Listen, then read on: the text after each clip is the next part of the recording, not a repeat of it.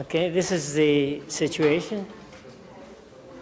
Dr. R submitted the paper and has since expressed unhappiness about the way in which our journal has dealt with the issue. It was submitted according to the usual accepted procedures, and only a single author needs to sign the copyright assignment. And we require that the author also affirms that all authors have seen and agreed to the manuscript. Dr. R was a corresponding author, and she provided the requested assurances. The paper was reviewed, revised, and accepted, and it was published online and scheduled for print publication. They received a protest letter from Dr. M several months after online publication, saying that he was not consulted and didn't want to be a co-author. So they removed the article from the electronic website and from the print issue while they tried to resolve the protest. And we asked for an explanation. And the basis of the explanation was that Dr. M objected to publication as a means of retribution, getting back for her spurning his romantic advances. Okay? So he was interested in her, but she wasn't interested in him. So according to the appendix provided by Dr. R, there was no communication between her and Dr. M at the time of manuscript submission because of this split. And Dr. R therefore relied on her head of department, Dr. V, for her determining that Dr. M was happy with the submission, and Dr. V said that. And so the journal wrote to Dr. V, the advisor, and he responded with a letter saying that Dr. R is very good scientifically, but he did not say clearly whether Dr. M saw and approved the submitted manuscript. And Dr. M wrote again saying he still objected and he opposes publication completely. And Dr. R wrote saying that she was very unhappy, and so what does the Committee on Publication Ethics advise? Okay, now you are the Committee on Publication Ethics. So please discuss among yourselves. What would you do? Now, our journal requires that only a single author sign the copyright form on behalf of all the authors. And the author should affirm that all authors have seen and agreed to the manuscript.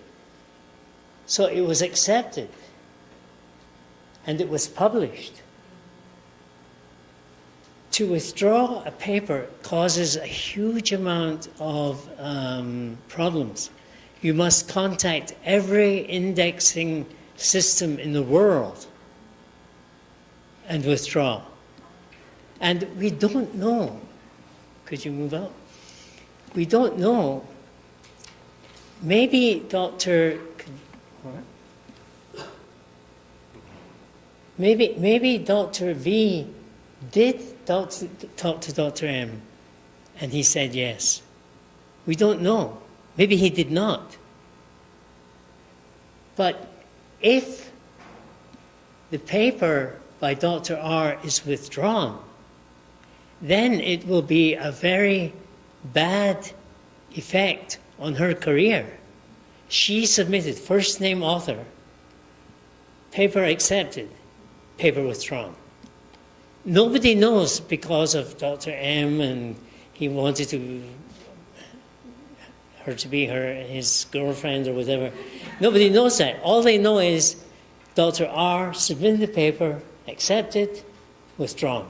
Oh, maybe serious misconduct, maybe fabrication, maybe plagiarism. We don't know, but that's not good. And because Dr. M was not happy with Dr. R's response to go on a date, her career is damaged. That's a little bit harsh, I think, for Dr. R. If she has worked for the paper and got it published, and Dr. M I don't know what Dr. M said to Dr. V. But let's see the next the solution. Do you have that? The advice from the committee was that the editor should act as if the paper had been published, because it was published electronically. So the first thing is that there are no scientific reasons to withdraw or retract the paper. Okay, advice. The advice from form was that the editor should act as if the paper has been published, as it was published online. So the first thing the editor should do is to reinstate, put it back online. Because taking it down amounts to retraction, and there are no reasons for retraction of this paper. The editor needs to decide if there's anything wrong with the data. What are the objections of Dr. M? Are they justified? So if Dr. M can show scientifically there's a reason, okay. But if not, no. Because it's already been accepted. So I suggest to the authors that he publish a correction with the correct list of authors. So the list of authors has been changed and remove Dr. M. If all of the authors do not agree, then the editor should contact the institution and ask them to investigate the case and decide whether there are grounds for retraction. Another suggestion was to contact Dr. M and ask him if he wished to submit a letter to the journal for publication stating his objections. So give him an opportunity in the journal to say why the paper is no good, he thinks. If it's not just emotional, if there is something scientific. Suggested in the future, and to avoid similar cases, the journal should request that all authors, not just one, sign the copyright forms, and the journal should communicate with all of the authors at some stage. Now, this is becoming more and more common. All authors must sign, and the journal communicates with all. The form does not recommend sanctions on the authors because of the risk of litigation, of suing. Follow-up. After hearing the opinions of the forum, we determined to proceed with publication of the paper in question. We first wrote to the one unhappy author telling him that we were going ahead with publication, but asking him if he wanted to have his name removed from the paper. We did not hear back from him and have proceeded with publication of the initial manuscript. Case closed. So they are putting the rights of the author, the first name author, Dr. R, ahead of the emotional feeling of Dr. M. Okay, now let's go to number 2, duplicate publication, okay? This is your second one. Thank you. The editor of Journal A drew the attention of the editor of Journal B, okay, 2 journals, to 2 articles published in their journals that were remarkably similar. The editor of Journal A believed that certain passages of text suggested duplicate publication of results. The dates of publication indicated that these data were accepted first by Journal A. If it turns out to be duplicate publication, the authors would have violated the requirements of every scientific journal for submitted data to be original. Both editors are aware that it is possible to unwittingly accept non-originally previously published data. But what can you do if this happens? So maybe the second submission was a mistake, a genuine mistake. And this can happen because many authors are ignorant, even chairpersons. They can publish in Korean and then publish in English and not say anything that this was originally published in Korean. As we saw yesterday, if you follow the rules, there are ways to publish in both Korean and English, or Japanese and English, or Chinese and English. But you have to follow the rules, and it has to be clear that it's duplicate publication. Okay, we'll go on to the answer to this first, and then we'll go to the last one, okay? So what can be done to prevent unwitting non-original papers? Could we go to the answer for this?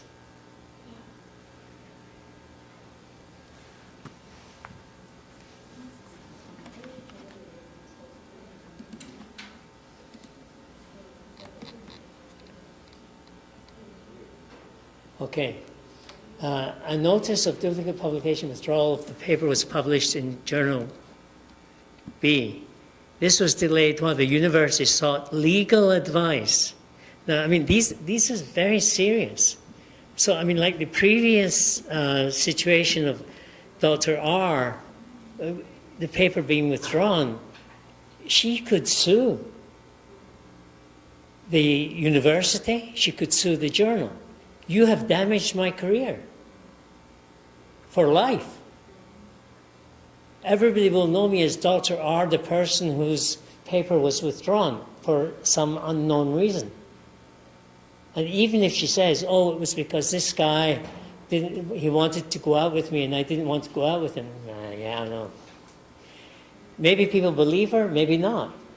But it will be damaged. So here, they're saying, the university seeks legal advice. They talk to lawyers whether that intention could be considered defamatory. Would it be bad to the authors of the paper in Journal B? But the dean eventually phoned. The dean is the head of the school. But again, for me, this is not enough. The dean, for me, the dean must send me an email in writing.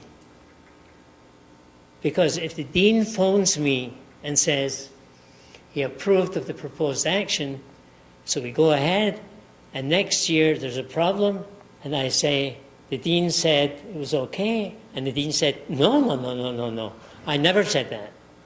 I have no proof. You have to have it in writing. It really is important. The one author who was a qualified author apologized, stating as the two papers were aimed at different audiences, he thought publication would not be duplicated. He knows better now. Close, author misconduct. And again, this is, they have accepted the apology. And they've decided that, yes, this was a genuine mistake. So, okay. So let's go to the last case.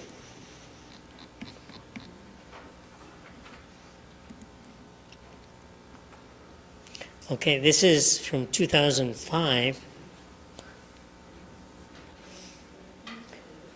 Okay, and I want you to discuss this again. How could the two journals and the ethics committee determine that mistake was a genuine mistake or intentional misconduct? That is a very good question, and it's simply based on the simple apology.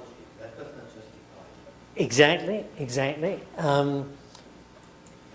Many occasions, in fact, there's one other one that I was wanting to show you, where the author said, "Oh, it was just a mistake," but in the last 5 years, he had published 27 papers and had a pretty extensive scientific career. So they did not accept ignorance.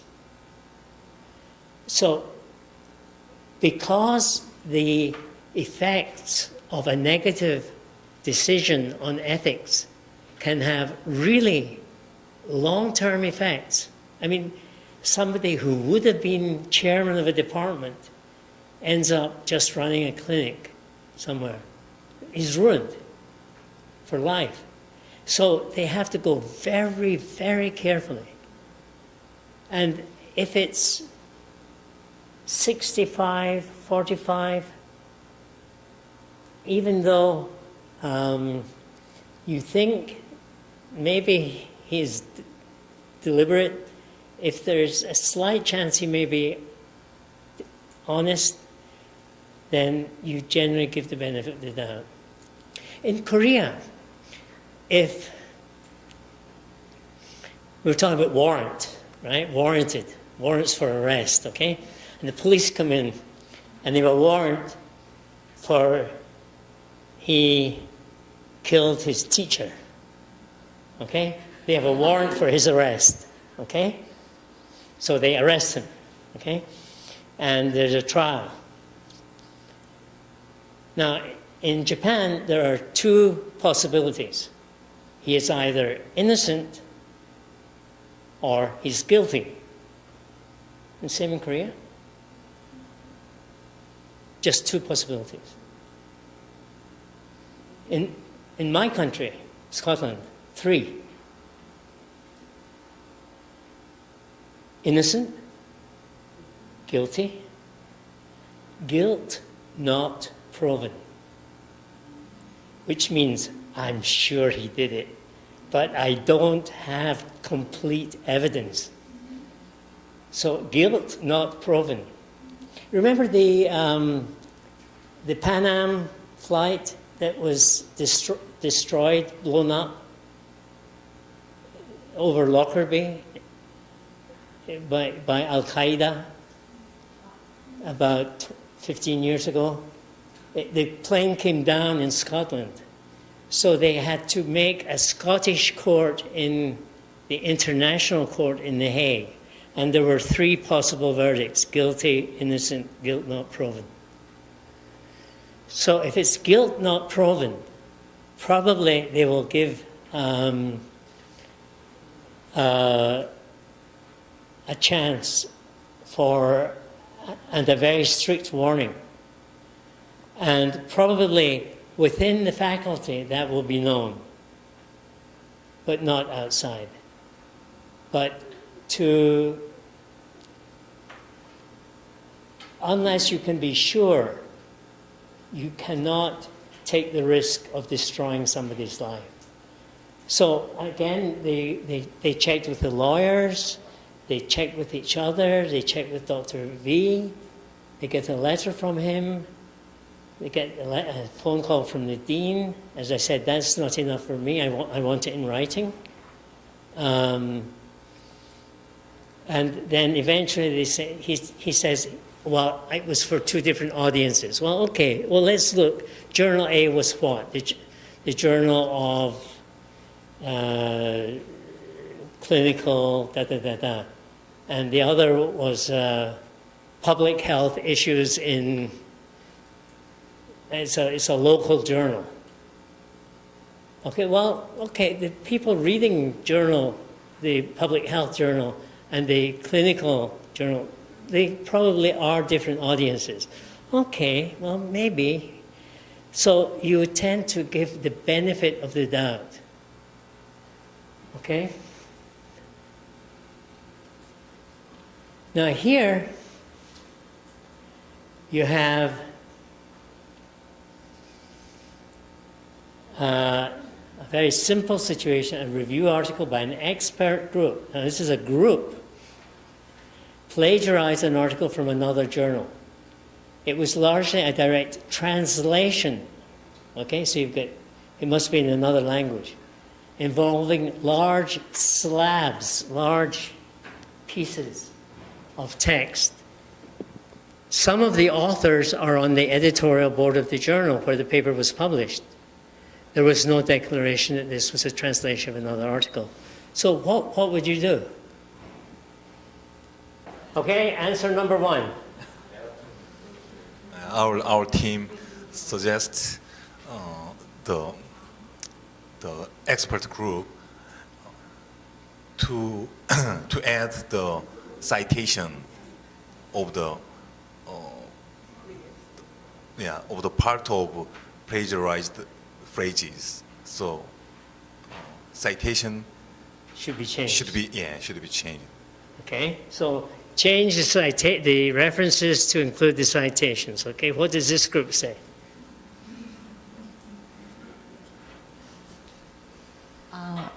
I agree what he's saying actually, because this is a review article. It's not basically it's not original article. So the if they rewriting for the citation and give the letter the erratum something, and I think it's that's the best way to be nobody hurts too much. Okay. Okay, that's more or less the same. And how about this group?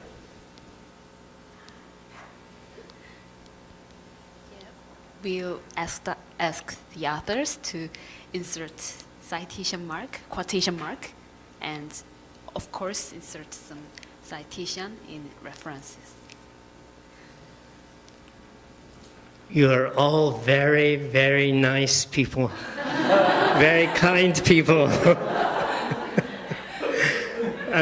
Could we show the answer?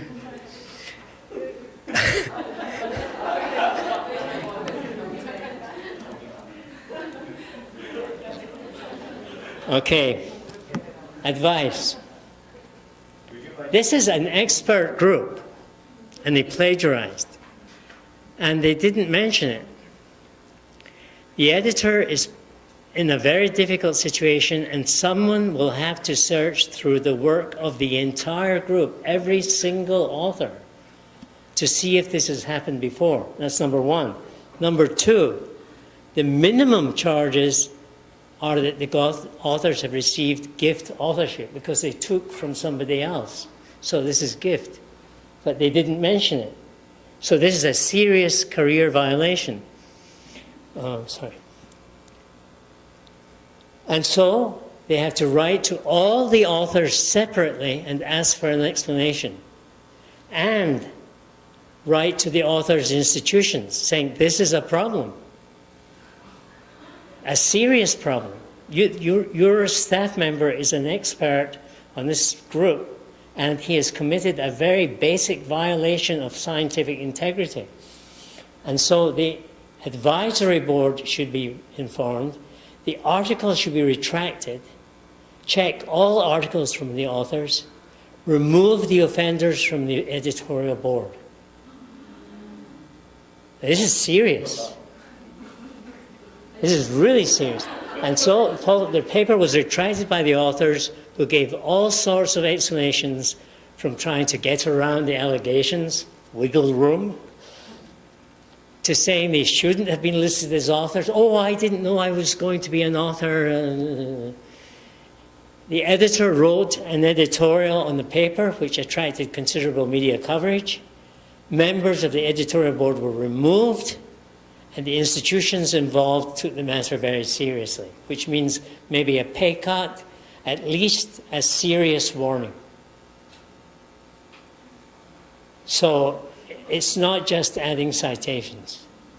I mean, you're talking about an expert group who know about publishing.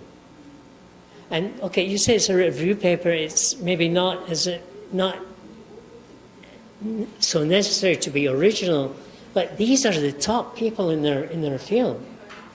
And if they make a mistake, if they steal, if they plagiarize, then everybody can plagiarize. So I'm really not exaggerating when I say you really have to be careful. And like I said with the dean phoning, I don't know if it's the dean. I could call up and say, hi, I'm the dean of da-da-da, and I think it's fine. And you have no proof. You just have maybe my voice, even if you've recorded it.